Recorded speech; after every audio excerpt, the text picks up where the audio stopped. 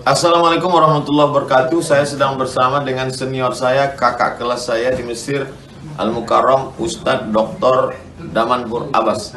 Nikmati kajian-kajian tausiah beliau yang bergizi, berkualitas di channel Ustadz Damanhur Abbas. Jangan lupa tonton, subscribe, like, share, and comment.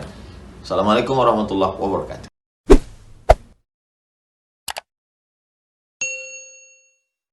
السلام عليكم ورحمة الله وبركاته. الحمد لله الذي خصنا بكتاب أنزل وأكرمنا بنبي أرسل. أشهد أن لا إله إلا الله له دعوة الحق حريص عليها وأوجب تبشيري بها. ولتكن منكم أمة يدعون إلى الخير ويأمرون بالمعروف وينهون عن المنكر وأولئك هم المفلحون. وأشهد أن محمدا عبده ورسوله بلغ الرسالة وأدى الأمانة ونصح الأمة وكشف الغمة حتى أتانا اليقين ليلها كنهارها لا يزيغ عنها إلا هالك.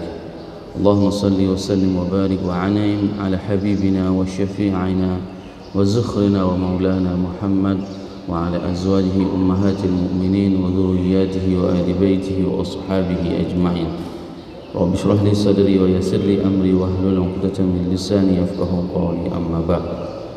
Para asatiz yang saya muliakan, ayah bunda yang saya cintai, dan bapak ibu jemaah salat subuh yang dirahmati Allah, marilah senantiasa kita panjatkan puji dan syukur kepada Allah yang telah memberikan nikmat iman kepada kita sehingga kita dapat melangkahkan kaki kita untuk melaksanakan salat subuh. Ini merupakan sebuah penghormatan dari Allah kepada kita. Karena berapa banyak di antara orang yang itu tidak diberikan kesempatan untuk berhadapan dengan Allah. Sebenarnya pada saat kita melakukan salat, ini sedang dimuliakan oleh Allah. Kita bertemu dengan Allah.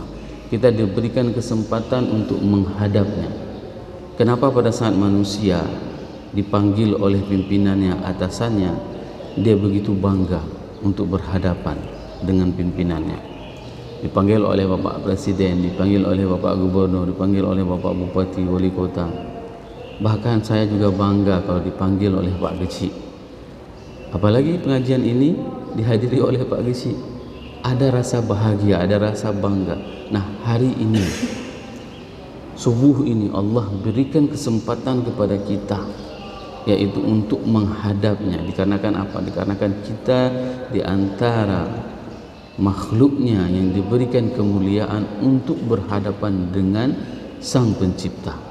Maka ini adalah nikmat yang besar yang masih diberikan kepada kita sehingga kita bisa melaksanakan salat subuh berjamaah, menyampaikan segala permasalahan kita, menyampaikan segala keluh kisah kita. Salawat dan salam mari sama-sama kita panjatkan kepada junjungan kita Nabi besar Muhammad sallallahu alaihi wasallam yang telah mengajarkan kita segala aspek. Duduk kita setelah salat ini diajarkan oleh baginda Rasulullah sallallahu alaihi wasallam.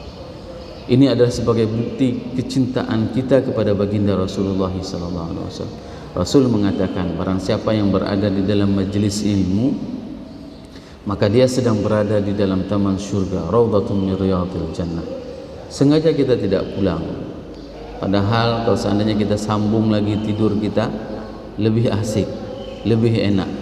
Tapi kita duduk di sini, kita berdiam diri, beriktikaf sembari berzikir di dalam hati kita masing-masing. Dikarenakan apa? Dikarenakan kita ingin membuktikan bahwasanya, ya wahai Rasulullah, aku mencintaimu, kubuktikan cintaku kepadamu. Tidak pulang langsung, duduk di majelis ilmu sebagaimana yang engkau katakan. Majelis ilmu itu adalah sedang berada di dalam taman surga. Semoga jemaah yang berhadir pada subuh yang berbahagia ini merupakan di antara umat Nabi Muhammad SAW yang akan diberikan syafaat oleh baginda Rasulullah SAW dan akan disuguhkan air dari telaga Kautsar dari tangan mulia tersebut. Allahumma amin. Bapak Ibu jemaah yang dirahmati Allah, pada subuh yang berbahagia ini kita akan memasuki dosa besar yang ke-28, Al-Kabiratul Thamaniyatu wa Ishun. Imam Az-Zahabi menyebutkan, Ar-rajilatu minan nisa wal mukhannathatu minal rijal.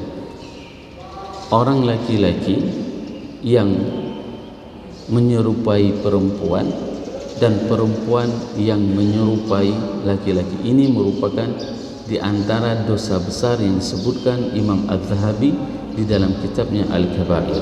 Beliau menyebutkan firman Allah, a'udzubillahi minasyaitonirrajim, bismillahirrahmanirrahim. Qala ta'ala, walladzina yajtanibuna kaba'iral itsmi wal fawahish, dan bagi mereka yang melakukan kaba'iral its, yaitu dosa-dosa besar, wal fawahish, sebagaimana ayat ini sudah kita jelaskan beberapa kali. Waqala Abu Ayyub ibnu Sulaiman ibnu Bilal, haddatsani Abu Bakar. Beliau menjelaskan bahwasanya ayat ini para mufassirin menjelaskan di antara sekian banyak yang dimaksud dengan kaba'iral its wal fawahish itu adalah orang-orang yang menyerupai, antara laki-laki menyerupai perempuan dan perempuan menyerupai laki-laki. Sebagaimana sabda Rasulullah sallallahu alaihi wasallam, qala Ibnu Abbas radhiyallahu anhu, lu'ina Rasulullah sallallahu alaihi wasallam al-mukhannath min ar-rijal wal mutarajulat min an-nisa. Ini merupakan hadis sahih di mana disebutkan oleh Imam Bukhari fi kitab libas, khususnya dalam hal pakaian. Bagaimana yang dimaksud dengan mukhannatsat minal rijal wal mutarajjilat minan nisa? Seorang laki-laki menggunakan pakaiannya perempuan dan seorang perempuan menggunakan pakaiannya laki-laki. Apa yang dimaksud dengan pakaian di sini? Busana yang digunakan oleh si laki-laki tersebut adalah busana perempuan. Ini bukan sesuatu yang memang memang sudah seperti itu bawaannya, tidak. Tapi mereka mencoba merubah dirinya. Dan saya memperhatikan di desa kita ini masih ada tempat-tempat yang seperti itu. Di desa kita ada laki-laki yang membuka usaha, katakanlah misalnya pangkas rambut, dan dia membuka usaha salon, tapi dia ada menggunakan pakaian perempuan. Dan ini adalah tugas kita untuk mengingatkan, untuk memberikan teguran kepada mereka itu. Kalau sekarang orang sering mengatakan bencong, ya, misalnya seperti itu. Dia laki-laki, tapi dia menggunakan pakaian perempuan. Atribut yang digunakan perempuan semuanya. Dia pakai anting, rambutnya dipanjangin, bajunya dipakai baju perempuan. Padahal dia semuanya, begitu dia ngomong, enggak, apa dipanggilnya misalnya, dipanggil namanya, nampak terus dia suara laki-laki. Kalau pertamanya pas sebagian suaranya melambai, apa kabar misalnya begitu. Tapi kalau udah kepepet, dikejar sama anjing, keluar juga, tolong misalnya, suara laki-lakinya keluar. Kalau udah kepepet, suara laki-lakinya keluar, tidak bisa dibuat-buat. Inilah di antara apa yang disebutkan oleh Imam Az-Zahabi bahwasanya menyerupai. Bahkan banyak orang yang mengatakan bahwasanya itu Ustaz tidak bisa diubah. Tidak. Itu semuanya adalah perilaku yang memang didesain. Jarang sekali ada orang yang memang punya karakter begitu lahir kepingin seperti itu. Jarang sekali. Dia kemungkinan besar itu adalah korban misalnya. Mohon maaf jika pasangan suami istri kepingin sekali anak perempuan, begitu lahir anak laki-laki. Ada sebagian orang tua dibeliinnya baju perempuan, dipakaiinnya untuk anaknya. Itu terjadi. Dipaksanya anaknya agar penampilannya perempuan, agar penampilannya melankolis, ya, agar penampilannya berbentuk feminin. Dari kecil dipakaiin baju perempuan, sehingga apa, karakternya juga berubah. Ini menandakan apa? Dia tidak akan pernah bisa membentuk karakter tersendiri kecuali memang dibentuk oleh orang tuanya. Nah, seharusnya orang tua pada saat dia melihat anaknya jalannya udah mulai melambai sedikit, masukin dia ke pramuka, masukin dia ke tempat organisasi yang memang itu bisa membuat karakternya itu jelas kejantanannya. Maka kalau seorang anak itu tidak mendapatkan pendidikan yang baik, maka dia akan menjadi korban dari lingkungan. Lingkungan itu akan merekrut orang-orang seperti itu. Dan ini merupakan jejaring kemaksiatan yang memang itu terus membuka sayapnya secara lebar-lebar. Dia akan ada panggilannya, panggilan complicated, sangat-sangat luar biasa. Ada ayah, ada bunda, pokoknya panggilannya semuanya sudah ada bagi mereka. Siapapun yang sudah masuk ke dalam organisasi mereka, maka ini sulit untuk keluar. Maka sangat-sangatlah terharu pada saat mereka sudah terjebak di dalam kemaksiatan seperti itu, dan mereka ingin keluar dari kemaksiatan itu. Kita masyarakat itu memvonis mereka dengan hal yang sama. Ini yang paling bahaya. Berapa banyak di antara para bencong-bencong itu pada saat mereka ingin taubat, terima, perlakukan mereka itu dengan baik, perlakukan mereka itu dengan wajar, jangan lagi dihina, libatkan mereka dalam aktivitas di desa. Jangan kita mengucilkan mereka. Bapak Ibu jemaah yang dirahmati Allah, hadis berikutnya yaitu wa'anani Nabi sallallahu alaihi wasallam lu'ina ar-rajulatu minan nisa, yaitu hadis di mana Rasulullah sallallahu alaihi wasallam menjelaskan bahwasanya Allah melaknat laki-laki seperti perempuan. Dan hadis yang lain dari Abu Hurairah, wa qala Abu Hurairah radhiyallahu anhu lu'ina Rasulullah sallallahu alaihi wasallam ar-rajulu yalbasu libasal wal mar'atu talbasu libasal rajul. Allah melaknat seorang laki-laki yang menggunakan pakaian wanita, begitu juga dengan wanita yang menggunakan pakaian laki-laki. Hari ini berapa banyak di antara wanita itu sudah menggunakan pakaian orang laki-laki, sudah menggunakan pakaian laki-laki. Lihat saja bagaimana penampilannya. Bahkan dia pakai baju, misalnya baju yang belum siap, baju laki-laki tapi belum siap lagi, sehingga semua berbentuk kelokan tubuhnya. Ini yang paling menyedihkan kita. Kenapa orang tuanya tidak mau menegur dia, mengingatkan dia? Bahkan orang tua pada saat si anak perempuannya itu keluar dengan baju khas laki-laki, dia tidak pernah melarang. Kenapa? Dikarenakan orang tuanya yang khawatir, takut anaknya tidak dapat jodoh. Dia biarkan anak perempuannya pakai celana jin. Banyak hari ini perempuan pakai celana jin. Bahkan dulu waktu kecil-kecil saya itu tidak ada wanita itu yang pakai celana seperti laki-laki. Tidak ada. Semua rata-rata orang perempuan pada saat itu adalah pakai baju yang sangat rapi. Kendati pada saat itu tidak ada jilbab, tapi mereka mempunyai ijazah. Nah, orang-orang perempuan pada saat itu kan belum ngetren pakai jilbab di Aceh di era 80-an. Itu tidak ada yang pakai jilbab seperti yang hari ini, sangat-sangat syar'i. Tapi mereka menutup auratnya dengan ijazah. Apa ijazah? Selendang. Dengan selendang ditutupnya sehingga auratnya juga tertutup. Itu hanya variasi busana. Tidak ada wanita satupun pada saat itu pakai celana jin. Hari ini sudah dia pakai celana jinnya nggak sempurna lagi, ya. Celana jinnya nggak sempurna, sama sebatas sebatas betisnya, menampakkan betisnya. Sehingga apa?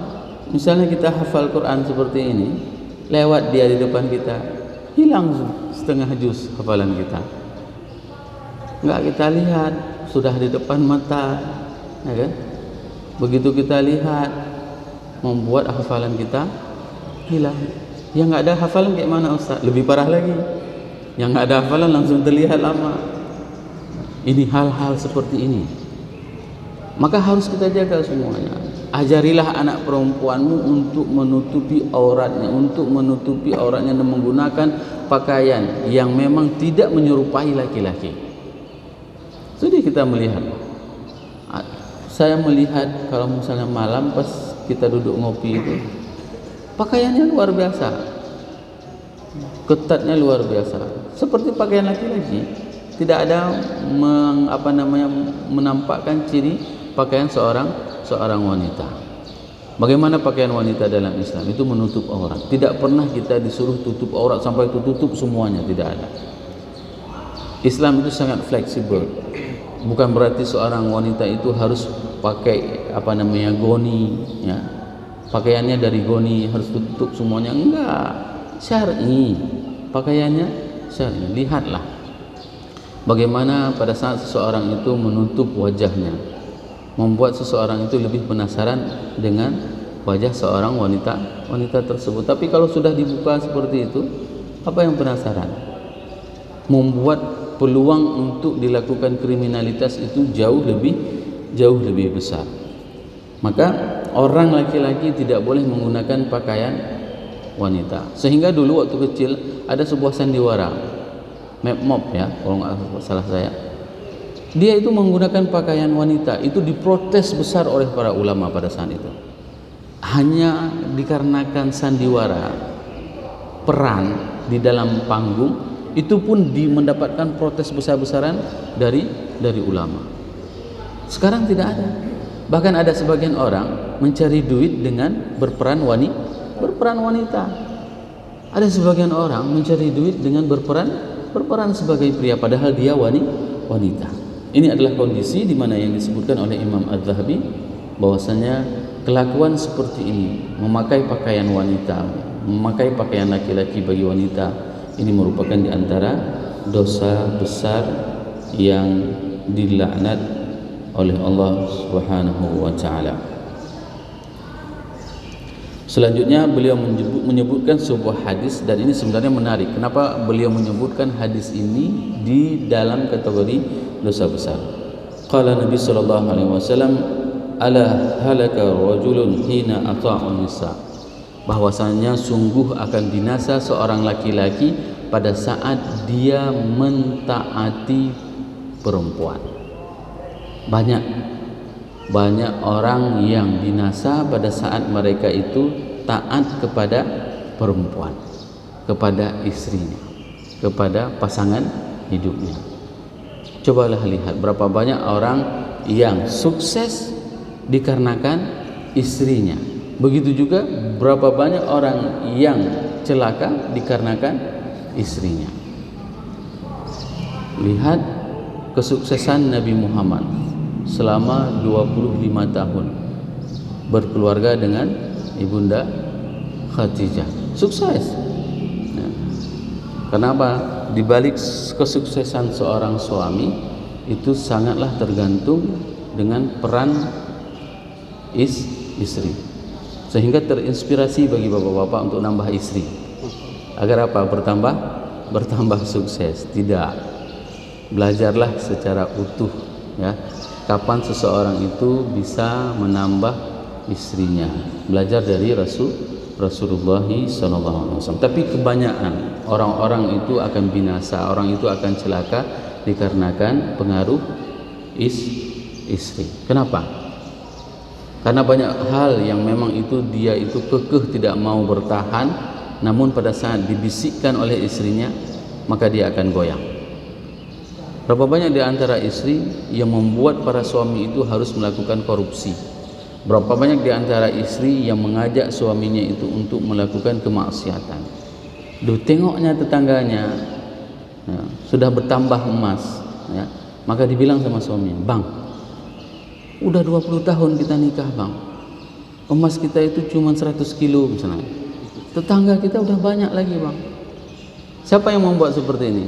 Motivasinya dari mana? Dari istri. Sehingga Imam Az-Zahabi menjelaskan di hadis yang terakhir ini, ya,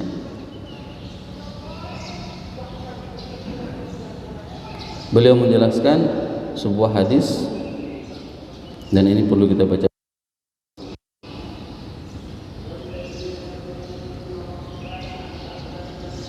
Faminal af'al allati tul'inu 'alaiha al-mar'ah idharuz zina.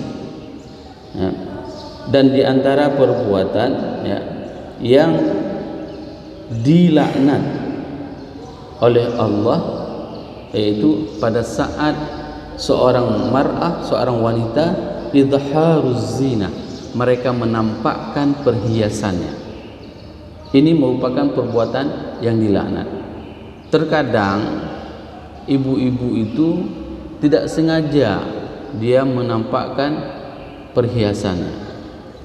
Setelah dia pakai gelang, ya kan, kiri kanan, pas ambil makanan sengaja dia buat gini, ditariknya ke atas sedikit biar nampak sama orang-orang yang lihat bahwasanya dia lagi pakai gelang. Nah, begitu juga nanti pas dia tunjuk, dikasih nampak cincinnya misalnya, karena cincinnya baru seperti ini, tolong ya misalnya.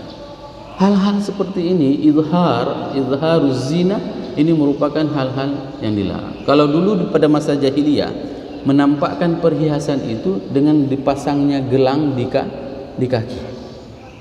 Agar apa? Agar orang tahu bahwasanya dia punya perhiasan.